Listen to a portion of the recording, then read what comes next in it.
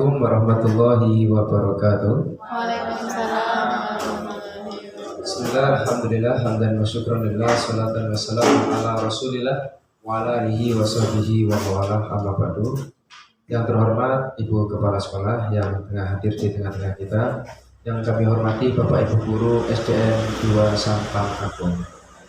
Di sini kita tengah menghadiri acara diseminisasi budaya positif di SDN Sampang Agung 2, yang mana kita dapat melaksanakannya dengan keadaan sehat walafiat. Di sini saya akan menyampaikan susunan acara pada siang hari ini. Yang pertama yaitu pembukaan, yang kedua sambutan, yang ketiga penyampaian materi, yang keempat tanya jawab, serta yang kelima penutup. Untuk itu, supaya acara dapat berjalan dengan lancar, marilah kita buka acara ini dengan membaca basmalah. Bismillahirrahmanirrahim. Berikut acara selanjutnya yaitu sambutan dari Ibu Kepala Sekolah SDN Sampang Agung 2, yang mana akan disampaikan oleh Ibu Farida. Kepada beliau dipersilakan.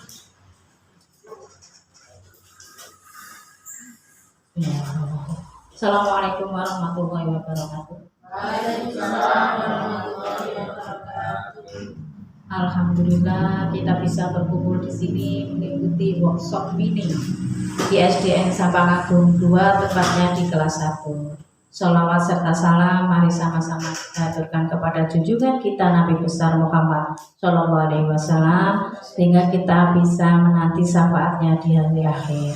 Yang kami hormati Bapak Ibu Guru SDN Sampang Agung 2, kita bisa berkumpul di sini pada siang hari ini dengan tujuan untuk mendukung kegiatan dari Bu Yuyun, yaitu Bu Kurota Ayuni, untuk menyelesaikan tugasnya di CGP. Adapun materinya yang diangkat yaitu diseminasi budaya positif yang ada di Sampang Agung 2. Saya mengharapkan workshop ini berjalan dengan lancar. Nanti Bapak Ibu Guru bisa bertanya apabila kurang berkenan atau tidak tahu apa sih diseminasi itu dan apa saja yang ada di dalam modul diseminasi dalam workshop mini ini.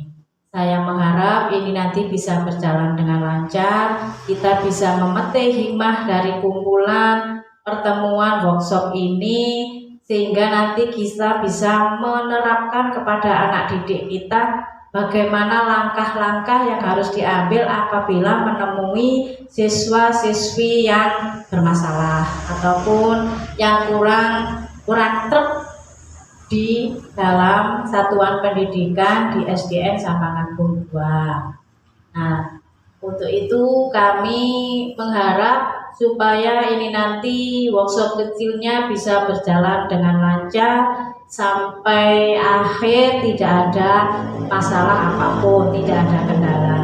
Itu saja yang dapat kami sampaikan. Saya akhiri. Assalamualaikum warahmatullahi wabarakatuh.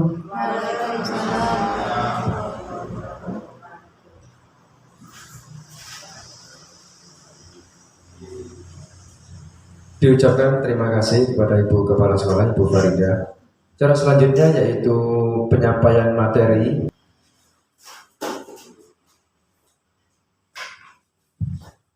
Assalamualaikum warahmatullahi wabarakatuh. Saya ucapkan terima kasih kepada Ibu Kepala Sekolah dan Bapak Ibu Guru SDN Sampang Agung 2 atas kehadirannya di acara diseminasi budaya positif. Ini merupakan aksi nyata dari modul 1.4 yang sudah saya pelajari. Untuk judul-modulnya adalah budaya positif.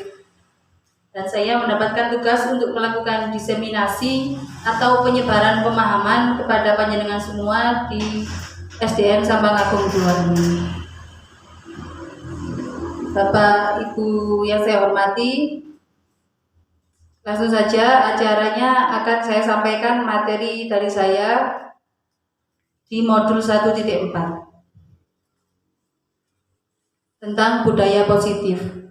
Budaya positif yakni kebiasaan-kebiasaan baik yang seyogyanya atau seharusnya bisa kita terapkan di lembaga kita, yaitu di SDN Sampang Agung 2. Untuk subbab di budaya positif sendiri ada beberapa hal, yaitu yang pertama disiplin positif dan nilai kebajikan universal. Yang kedua yakni teori motivasi, hukuman dan penghargaan. Yang ketiga keyakinan kelas. Yang keempat kebutuhan dasar manusia. Yang kelima posisi kontrol. Di sini 5 posisi kontrol guru Bapak Ibu. Kemudian yang keenam adalah segitiga restitusi. Untuk fokus kita pada pertemuan kali ini, saya ambil di materi yang kelima, yakni 5 posisi kontrol guru. Tetapi tetap saja nanti akan ada penjelasan dari saya, penjelasan singkat tentang materi-materi yang tersebut. Untuk yang pertama, yakni disiplin positif dan nilai kebajikan universal. Saya rasa untuk disiplin, kita sebagai seorang pengajar, pasti setiap hari kita selalu bilang anak-anak harus disiplin. Untuk disiplin itu sendiri pasti panjenengan juga sudah mengetahui, karena panjenengan semua adalah Bapak Ibu guru yang sudah lama mengajar di sekolah. Berikutnya yaitu nilai kebajikan universal. Nilai kebajikan yang dimaksud di sini yakni nilai-nilai atau perilaku yang ingin kita semua wujudkan sebagai manusia.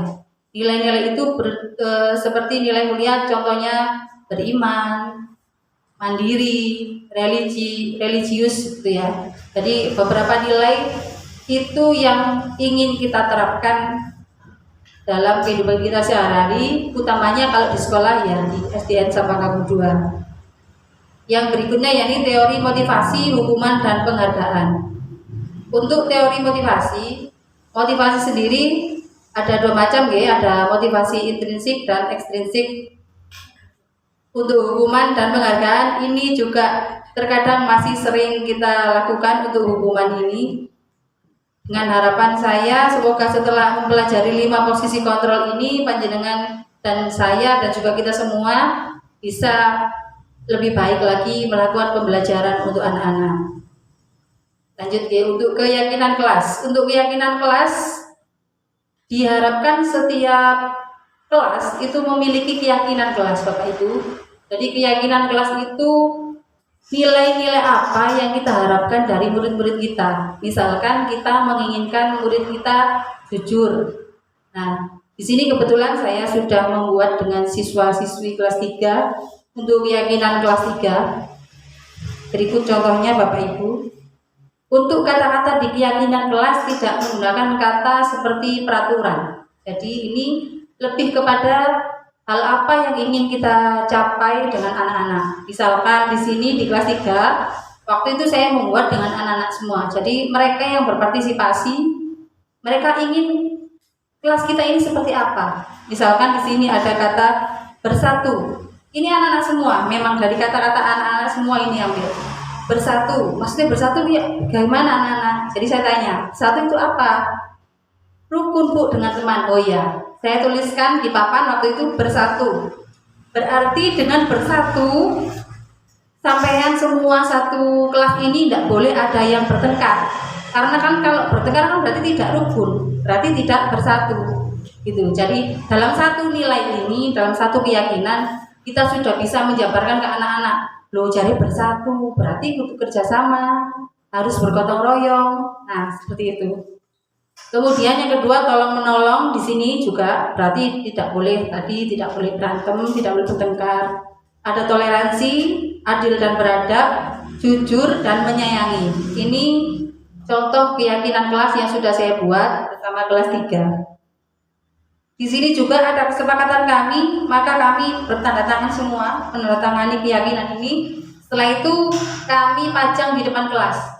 Jadi setiap ada pelanggaran anak-anak atau melakukan indisipliner, mereka langsung saya tunjukkan. Itu sama baca itu keyakinan kelas kita. Yang bagian bawah itu apa? Misalkan ada yang berbohong, maka saya tunjukkan. Oh itu loh, kami lihat ada kata jujur, sama jujur tambahkan. Jadi saya tanyakan kembali ke keyakinan mereka. Bukankah kita sudah sepakat kita bikin ini? Itu sampean sudah tanda tangan. Jadi saya sampaikan ke anak-anak. Oke. Ini contohnya. Berikutnya ya, ini kebutuhan dasar manusia. Bapak Ibu, setiap anak ketika mereka melakukan sesuatu hal itu pasti punya tujuan tertentu. Entah anak itu mungkin melakukan hal yang melanggar peraturan atau mungkin melakukan yang baik ataupun yang tidak baik, pasti mereka ingin memenuhi kebutuhan dasar manusia. Kebutuhan dasar manusia ada 5 Bapak Ibu. Di antara yang pertama yakni bertahan hidup, yang kedua kasih sayang, yang ketiga penguasaan, keempat kebebasan, dan 5 kesenangan. Nah, itu sekilas ya Bapak Ibu, karena materi saya di nomor 5, di 5 posisi kontrol guru. Itu juga nanti akan bersinambungan dengan restitusi, segitiga restitusi.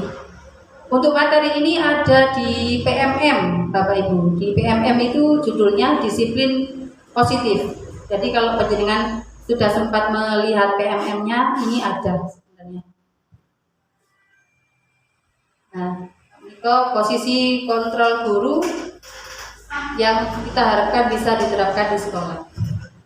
Yang pertama Bapak Ibu, yaitu penghukum. Ini 5 posisi kontrol guru yang ada di modul 1.4 yang ingin saya sampaikan kepada panjenengan semua. Yang pertama, guru sebagai penghukum. Yang kedua, pembuat rasa bersalah. Yang ketiga, sebagai teman. Yang keempat, pemantau. Dan yang kelima, manajer. Berikut saya berikan sedikit materinya.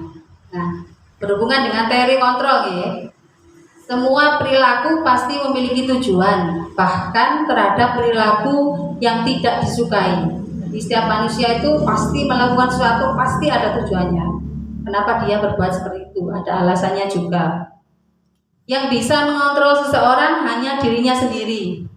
Ya. Jadi kalau selama ini panjenengan melakukan bujukan positif loh ya, bukan bujukan negatif. Bujukan positif itu berarti panjenengan sedang berusaha mengontrol seseorang. Dibujuk, dirayu itu namanya dikontrol. Tapi kalau seseorang itu tidak mau, berarti ya dia tidak mengizinkan dirinya untuk dikontrol oleh orang lain. Nah, penguatan positif atau bujukan adalah bentuk-bentuk dari kontrol tersebut. Untuk posisi guru sebagai penghukum, akan saya tampilkan video Bapak Ibu. Nanti panjenengan semua bisa menyaksikan nih, biar semerap bedanya. Adalah 1 foto.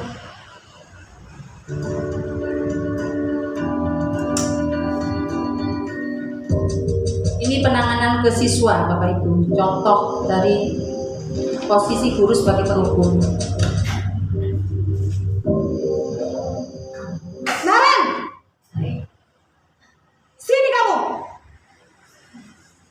Siswa yang terlambat Ibu. Selalu terlambat. Kamu deh, pasti terlambat. Maaf Bu, saya Apa? Apa coba? Alasan kamu apa lagi? Kapan sih kamu tidak terlambat? Malas sekali ya kamu jadi anak. saya Dasar pemalas. Gak kapok-kapok sih kamu. Sudah berapa kali terlambat? Sana, kamu keliling lapangan basket 2 kali. Kenapa saya harus keliling lapangan basket Bu? Kenapa? Kamu melawan ibu. Berani-beraninya jawab. Sudah terlambat, masih berani jawab pula. Sekarang, keliling lapangan basket 5 kali sekalian. Biar kapok. Cepat. Pergi sana ke lapangan basket. Posisi penghukum. Nah, itu adalah contoh posisi penghukum Bapak Ibu. Pun cawil-cawil, jangan pasti merasa aku tahu kan? Saya pernah apa tidak? Nah, itu adalah posisi kontrol guru sebagai penghukum Bapak Ibu. Di sini ada beberapa ciri-ciri dari posisi kontrol guru sebagai penghukum. Yaitu yang pertama, guru percaya bahwa cara dia yang terbaik. Jadi guru lebih mendominasi. Pokoknya kamu harus seperti ini. Yang kedua, guru suka mengancam. Ya. Yang ketiga, guru menggunakan suara yang keras, bernada tinggi, biasanya mengintimidasi kalau bahasa gitu. Yang keempat, guru memberikan hukuman fisik maupun verbal. Hukumannya bukan berupa fisik saja, bukan gepuk mawon gitu. Tapi hukuman verbal itu juga lebih menyakitkan ke anak. Kan anak itu lebih ingat. Lebih mandes istilahnya. Contohnya, selalu pasti kamu yang terakhir. Awas ya kalau salah. Saya tidak suka kamu begitu. Kalau tidak mau belajar, keluar dari kelas. Nah, seperti ini. Ini contoh-contoh posisi guru sebagai penghukum. Nah, ini juga menimbulkan dampak Bapak Ibu untuk anak. Karena kita juga kan nggak kepingin dioring-oring, dimarahi, dihukum seperti itu. Ada beberapa dampak yang bisa timbul, yaitu yang pertama, murid merasa sedih. Umpami lari ini nolongsoan, ngoten nggih sedih pasti. Yang kedua, murid merasa malu dan kesal, jengkel nih. Yang ketiga, murid menjadi tertekan. Yang keempat, murid bisa menjadi pembohong. Karena dengan dia berbohong, dia merasa nanti kalau saya jujur saya dimarahin, lebih baik saya bohong. Jadi itu dampak yang ditimbulkan. Yang kelima, murid akan meniru perilaku yang sama. Jadi dia merasa saya pernah dihukum, dimarahi, dipermalukan, maka nanti suatu saat dia akan berperilaku ke orang lain yang sama. Mungkin tidak orang lain, ke anaknya nanti juga begitu. Jadi seperti siklus nanti terus berlanjut sampai tidak tahu kapan. Ini beberapa dampak dari guru sebagai penghukum. Yang berikutnya, yakni guru sebagai pembuat rasa bersalah. Nah, ini juga ada videonya. Panjenengan nanti bisa membandingkan dengan video yang tadi. Kalau pembuat rasa bersalah niku ya nopo? Betul nggih. Jadi biar ada contoh realnya. Nah, ini dengan yang tadi panjenengan bandingkan.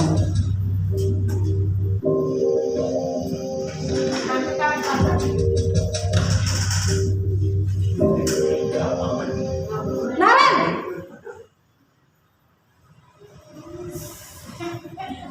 Selamat pagi Bu. Naren, kamu kenapa terlambat lagi, nak?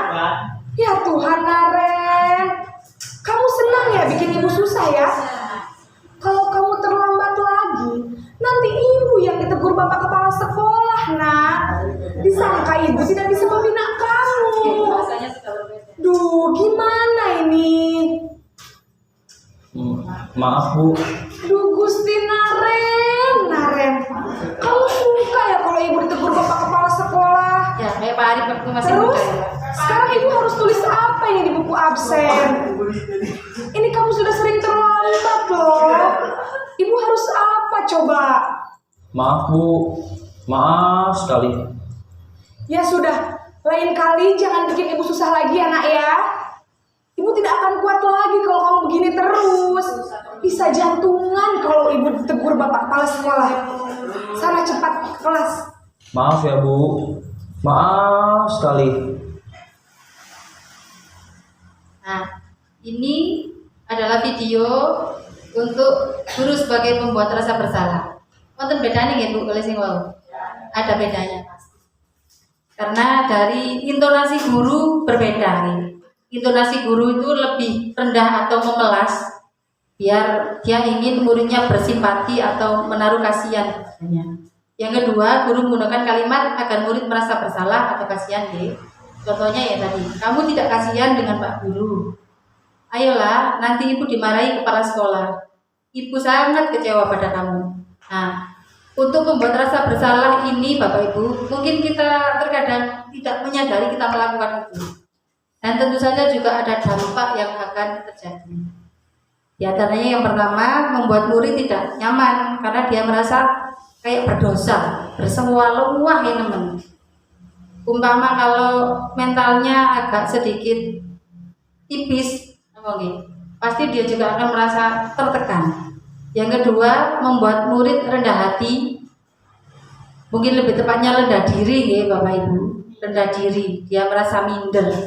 Yang ketiga, membuat murid memandang buruk diri sendiri. merasa berdosa, bersalah, kayak kok aku elek men. Yang keempat, membuat murid merasa gagal dan tidak berguna. Nah, mungkin kita tidak sadar efeknya sekarang karena anak-anak masih kecil. Kebetulan murid kita masih sekolah dasar. Tetapi ketika nanti anak-anak menginjak dewasa, memori itu akan muncul dengan sendirinya. Oke, ini beberapa dampaknya. Kemudian kita lanjut ke posisi yang ketiga, yakni posisi teman. Nah, ini agak lumayan. Tapi lumayan ya apa nih? Nah, niki nggih wonten video nih. Jenengan cek ningali mawon.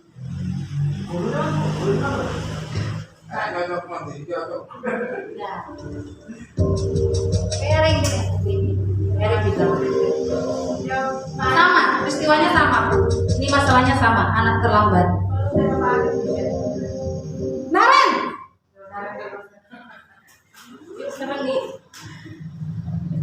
Selamat pagi Bu. wah sudah jam berapa ini nak? Selamat pagi ya sayang. Iya Bu, habis ibu saya lupa bangunkan saya Bu. Kamu malah menyalahkan ibu kamu. Kamu bukannya anak yang larinya paling kencang. Kok terlambat sih? Iya Bu, saya memang terlambat bangun tadi. Jadi biarpun saya lari kencang, tetap gak kekejar Bu. Ya sudah sana. Nanti lain kali larinya lebih kencang lagi ya. Biar gak terlambat lagi. Bikin seneng ibu demi ibu. Bisa kan? Bisa lah Bu. Ya sudah sana masuk kelas. Ibu beresin urusan absen kamu. Kamu ini kan sudah saja. Ya, ini guru sebagai posisi teman ya. Jadi bahasanya sudah beda, untuk penyampaiannya ke anak juga sudah berbeda dengan yang tadi. Nah, ini ciri-cirinya. Guru menggunakan kalimat persuasif. Nah, ini bujukan tadi yang termasuk jenengan sudah melakukan teori kontrol ya. Yang kedua, guru menggunakan intonasi suara ramah dan akrab karena posisinya memposisikan diri sebagai teman. Kemudian guru menggunakan kalimat positif dan humor. Nah, contohnya yang tadi di video tadi, ya sudah kali ini tidak apa-apa, Bapak bantu bereskan ya. Itu contoh beberapa nih. Tetapi Bapak Ibu, posisi teman pun juga ada dampaknya. Dampak negatifnya juga ada untuk posisi teman. Terkadang kalau kita ya terlalu membuat terlalu CS dengan anak, terlalu akrab, kan kadang anak-anak itu kurang menghargai guru gitu. Jadi ya di bawah guru kayaknya kok kayak dianggap koncone aja gitu. Dan juga ada beberapa dampak yang lain. Ini ada lagi Pak. Ya ini dampaknya. Yang pertama, membangun hubungan baik antara guru dan murid. Memang ada dampak positif dan negatif ya. Ada hubungan baik. Kemudian murid akan bergantung pada guru tertentu. Jadi misalkan di lembaga kita, Pak Marto memperlakukan siswanya seperti teman, maka mereka akan, kalau tidak disuruh Pak Marto tidak mau, karena mereka merasa Pak Marto terus yang memperlakukan saya kayak teman. Tuh. Yang lain mungkin serem. Ya. Jadi ya akhirnya bentuk mereka. Kalau tidak Pak Marto ya minta, tidak mau mereka. Itu bergantungnya. Terkadang timbul sikap kurang menghargai guru. Nah, ini juga penting, Pak. Ini juga kita harus waspada karena kita sebagai guru, ya Yonopo kan katanya guru-guru digugu dan ditiru. Maka kalau anak-anak kurang menghargai kita, itu juga tidak sesuai dengan adat istiadat kita atau adab kita. Yang keempat, melakukan sesuatu bila yang menyuruh adalah guru yang disukai saja. Jadi anak-anak itu jadi menghargainya pilih-pilih ngoten lho. Kalau dia tadi, kalau dapat Kak Parto ya nggak mau saya. Pokoknya yang lain tuh saya anggap bukan guru saya. Ya, dianggap tidak ada. Ya. Oh iya, misalkan Pak Arif. Nah, Pak Arif, anak-anak bisa kayak teman loh. Akhirnya Pak Arif itu loh, arah-arahnya dirangkuli sing ya apa, lah padha gak koyo guru Pak. Dirangkuli sing model apa Pak? Ya. Akhirnya anak-anak lebih sembrono. Nah, kalau kelas 5 nggih lumayan.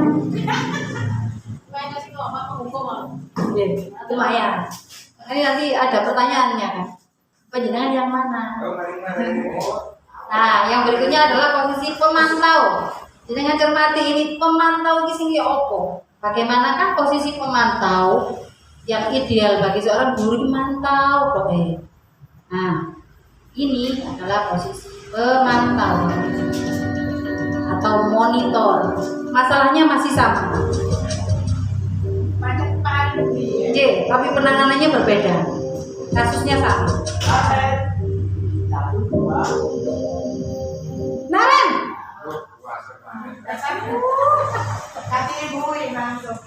Selamat pagi Bu. Naren, apa peraturan sekolah kita tentang jam berapa kita harus masuk sekolah, nak? Kita harus di sekolah jam 7 Bu. Iya betul, sekarang sudah jam 7.20. Naren sudah tahu konsekuensinya jika terlambat hadir. Paham Bu. Saya harus tinggal kelas pas jam istirahat selama 20 menit. Iya benar, konsekuensinya demikian. Jadi nanti jam 9.30 pas istirahat, kamu harus tinggal di kelas, kerjakan tugas tambahan untuk ketertinggalan kamu, ya? Baik Bu. Nah, tentang boten kalian sing wau. Beda ya. Meskipun panggilannya sama, mungkin ibu gurunya tadi itu cara manggilnya itu kayak Bu Titin memang volumenya agak keras gitu. Meskipun tidak bertujuan ke sana, tapi volumenya memang agak keras. Ya, ini adalah posisi pemantau. Ciri-cirinya, jangan tadi ngawasi di video. Ada peraturan-peraturan. Jadi yang pertama, guru selalu mengawasi murid dan bertindak sesuai peraturan sekolah. Jadi guru itu harus hafal undang-undangnya sekolah, peraturannya, konsekuensinya apa, sanksinya apa, pelanggaran ini apa, nomor piro, harus apa. Jadi penjenengan Amarto atau Pak Arif harus siap bawa buku ya, ngerpek undang-undang ini. Berikutnya, guru menggunakan data, catatan, dan perhitungan yang digunakan sebagai bukti atas perilaku seseorang. Jadi jenengan apal wes. Misalkan Nizam itu sudah berapa kali melanggar tidak mengerjakan PR atau mungkin terlambat. Jadi panjenengan harus hafal. Jadi untuk kesekian kali nanti hukumannya ini, kalau ke 5 kali hukumannya beda lagi. Gitu. Jadi untuk pemantau ini selalu mengandalkan peraturan dan konsekuensi yang dimiliki oleh sekolah. Nih, guru mengingatkan konsekuensi saat terjadi pelanggaran. Yang tadi contohnya peraturannya apa yang telah kamu lakukan tidak sesuai aturan atau sanksi atau konsekuensinya. Nah, ini juga kita akan lihat dampaknya seperti apa. Ada dampak positif dan juga negatif. Nah, ini diantara dampaknya, murid melakukan sesuatu dengan mengharap penghargaan. Biasanya karena dia tahu, oh berarti kalau saya datang pagi, saya kan tidak dihukum. Jangan-jangan dia minta, nah oh berarti aku penghargaan, aku gak tahu datang terlambat. Kayak seperti itu. Yang kedua, murid memahami konsekuensi yang harus dilakukan jika melanggar peraturan. Ini sebenarnya juga baik Bapak Ibu, posisi pemantau, karena murid itu diberikan kesadaran diri bahwa dia tahu konsekuensinya apa, ya jika dilakukan sesuatu. Kemudian guru tidak menunjukkan emosi yang berlebihan. Tentunya guru harus selalu memantau murid. Nah dampaknya kalau guru selalu memantau murid itu kira-kira dari pagi sampai siang mungkin tahu. Jadi kita harus selalu on kayak CCTV, kita ngajar kayak CCTV. Kalau muridnya jumlahnya 5 sih enak nih. Jumlah murid kita di atas 20 rata-rata, ada yang di atas 30, itu juga pasti akan kesulitan untuk posisi pemantau. Tetapi posisi pemantau ini masih lebih ideal daripada posisi yang sebelumnya yang nomor 1, 2 tadi. Apa mau nomor 1, 2 ya. Nah, sekarang posisi terakhir. Ini posisi terakhir, posisi manajer. Nah, jenengan juga ada videonya, tenang saja. Monggo Pak Arif, ini terakhir Pak Arif, posisi manajer. Oke.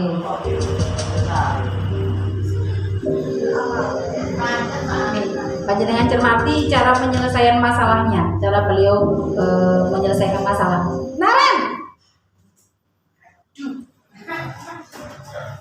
Dipanggil tok sudah Pagi, langsung Bu.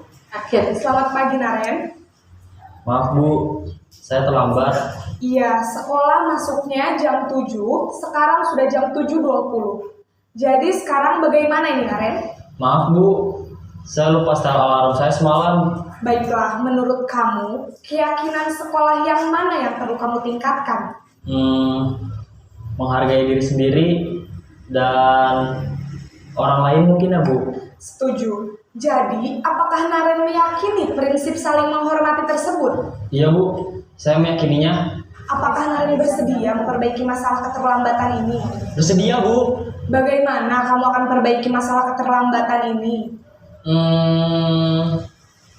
Saya akan coba untuk tidak lupa menyetel alarm saya Bu.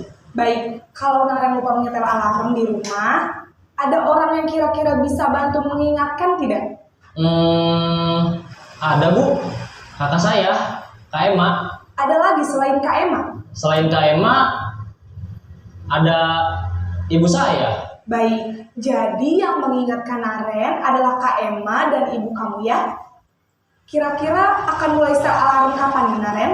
Setelah pulang sekolah, akan segera saya lakukan. Baik, jadi Naren akan setel alarm untuk bangun besok pagi dan akan diingatkan oleh kakak dan ibunda Naren ya.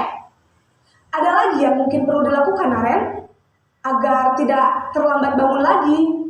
Tidak ada Bu. Baik Naren, terima kasih untuk kerjasama kamu. Sekarang kamu perlu kembali ke kelas untuk belajar. Baik Bu, terima kasih.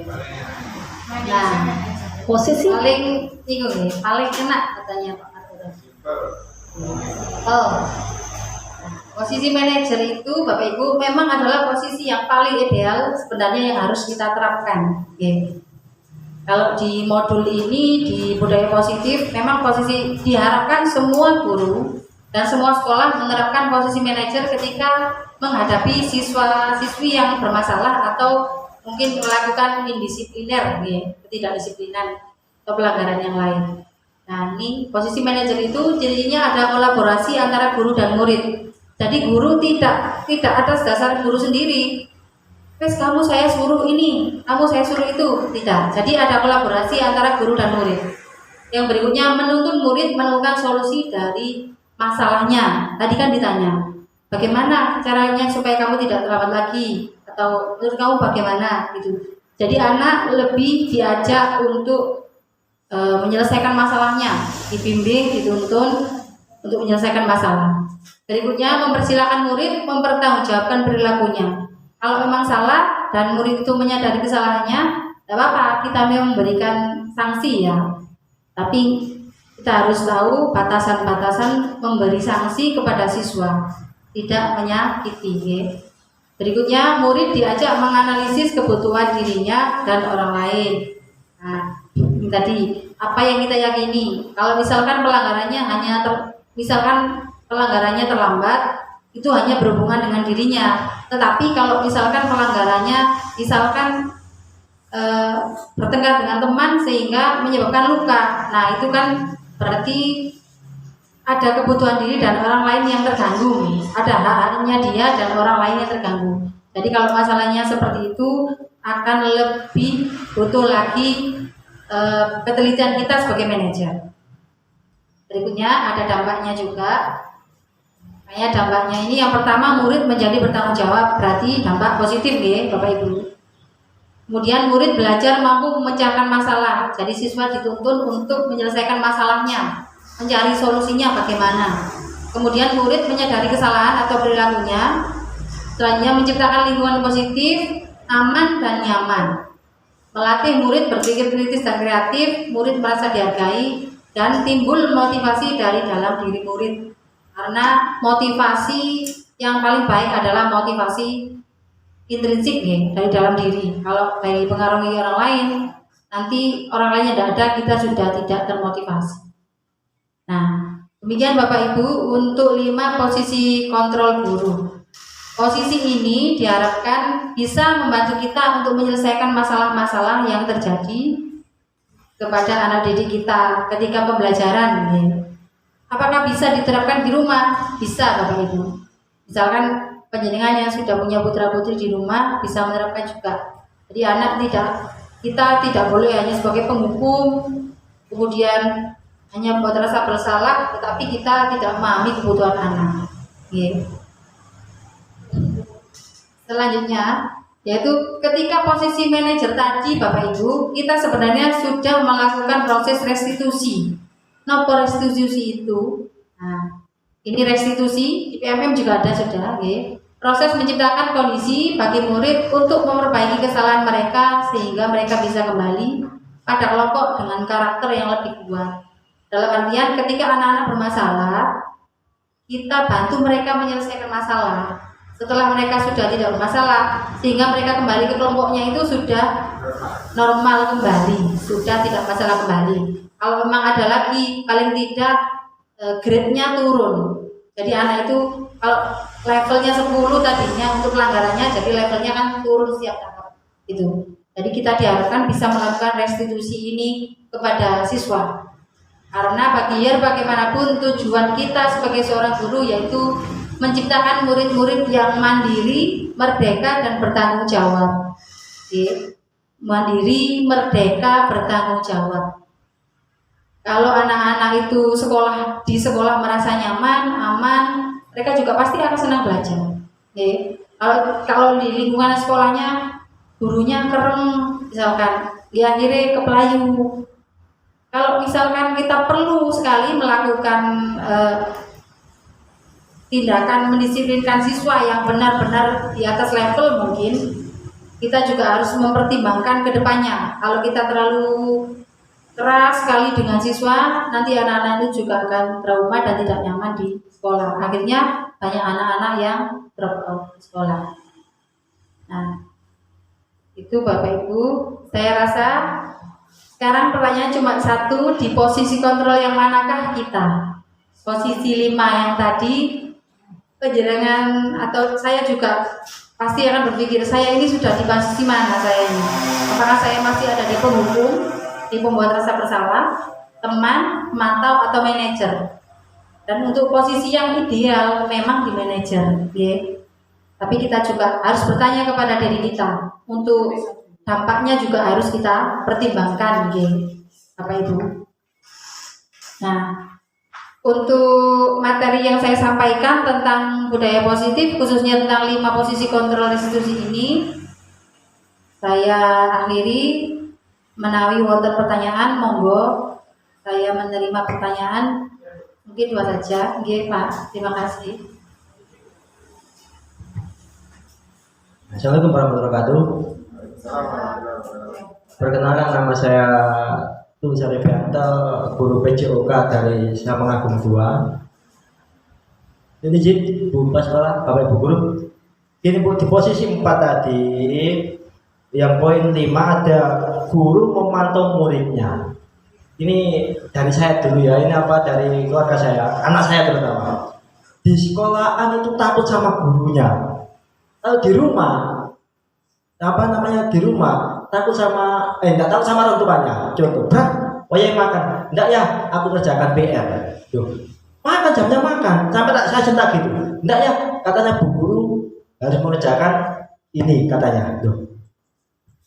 Saya merenung, iya, berarti anak-anak itu takut sama guru. Kalau di rumah los lagi, nggak dipantau sama gurunya, los lagi. Kalau kembali ke sekolah lagi, disiplin lagi di rumah, berulang-ulang sampai dewasa.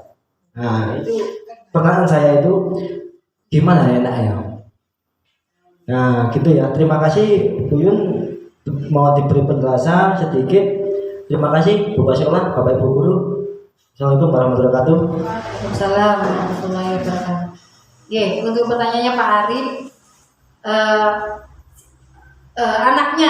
anaknya kalau di rumah itu nggak nganut, intinya kan mau kenapa? Di sekolah itu kok nganut dengan gurunya? Loh, berarti gurunya berhasil, Pak. Berhasil. Kenapa? Karena siswanya nganut. Berarti gurunya mungkin nggak keren, Pak. Gitu. Atau seperti itu ya Pak Arif? Jadi panjenengan sekarang sudah dapat poin-poin ini. Makanya jenengan sangat menerapkan ini di rumah, di anaknya di rumah. Jenengan mungkin masih di posisi yang mana jenengan? Dan anak itu juga harus jenengan deteksi kebutuhan apa yang mungkin belum kita berikan. Mungkin kita merasa sudah diberikan materi atau apa yang lain, tetapi kebutuhan anak kan bukan hanya itu. Mungkin dia butuh kebebasan di rumah. Ketika anak semakin dikekang, mereka itu apakah akan semakin nganut? Kira-kira pasti semakin malah kepingin lari. Gitu. Iya, jadi nama guru. Untuk jawaban yang sesuai dengan budaya itu, budaya positif, ngoten Pak Arif. Tadi, nah mungkin ada tambahan dari Bu Kepala Sekolah, Bu Farida atau Sundi. Niki teng gurune nganut, tapi teng yang sepai kira nganut ngoten lho. Oke, niki sambil sharing nih Bapak Ibu. Ya, semuanya guruku adalah idolaku. Betul, itu harus itu. Guruku adalah idolaku. Makanya untuk bapak ibu guru, kalau bapak guru agamanya ya wis syukuran, trono, ngoten. Kalau ibu guru makanya sering-sering merubah penampilan di depan siswa. Itu salah satu cara jitu untuk menarik siswa kersane guruku adalah idolaku. Bukan berarti bengese tambah diapani, alise tambah digedhekno, mboten. Yang dulu misalnya sekarang jilbabnya seperti Bu Yuyun, seperti kita. Besok ganti lagi, proses dari pinggir. Ndak monoton, itu maksudnya. Sing biyen blusukan, misalnya Bu Titin kadang damel blusukan kados-kados. Besok pindah lagi. Jadi muridnya melihat gurune, lho guruku anyar, meneh apa maneh ya sing anyar. Maksudnya anyar modele. Nah itu loh. Makanya ada slogan betul, guruku adalah idolaku.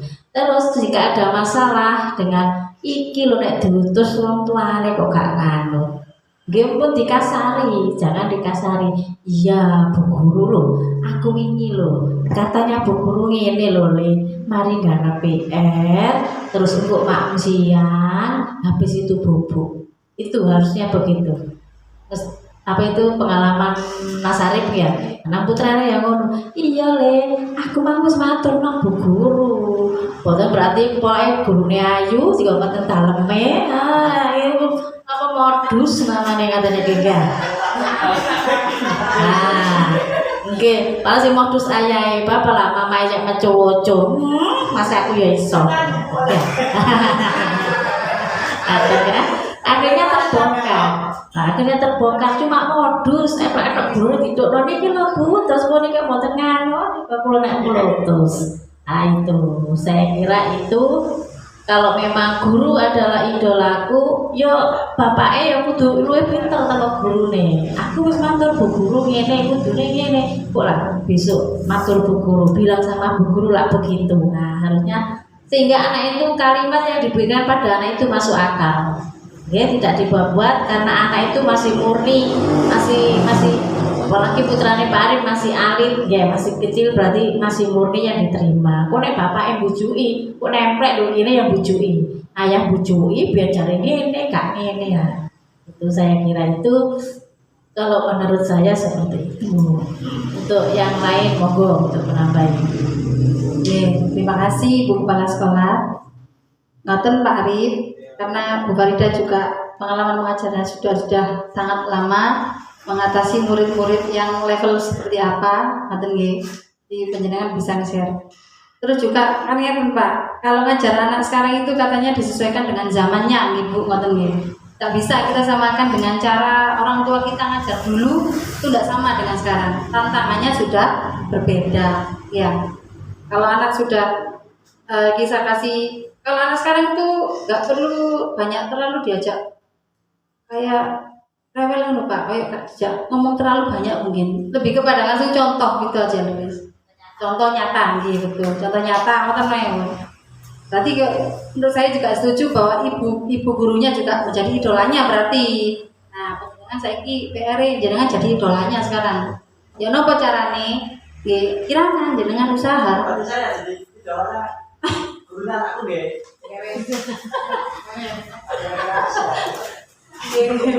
Terima kasih. Monggo. Lagi lanjut ke pertanyaan berikutnya nggih. Bu, monggo. Satu kali lagi. Oke, monggo Bu Gur. Assalamualaikum warahmatullahi wabarakatuh.